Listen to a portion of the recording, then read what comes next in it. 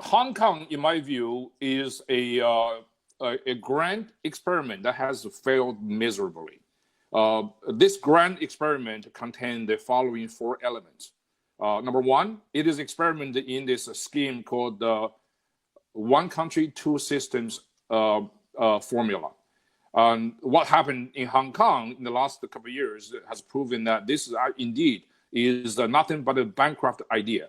It's a bankrupt idea because of its inner contradiction. One country presumably appeals to nationalism, national unification, which by itself is a pretty good thing. What if this nation is ruled under autocratic regime? So the people in Hong Kong seem to have said national unification would be meaningless without political freedom. And I think the people in Hong Kong have chosen the system of freedom and the rule of law, not the system of communist autocracy in the name of national unification. So therefore, this one country, two system experiment has failed. Excuse me. It has also failed because it has completely lost its exemplary effect on Taiwan.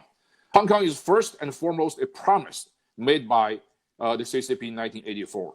It's a promise of a high degree of autonomy for 50 years, backed by judicial independence, free press, individual liberty, the rule of law. This promise was made. This promise has been broken. I mean, you might say it's been broken in a very brutal and semi-fascist way. So the Hong Kong abomination, as we say it now, proved that CCP cannot be trusted. And this should be a huge reputational cost to the CCP, because a country without credibility cannot be the leader of the world.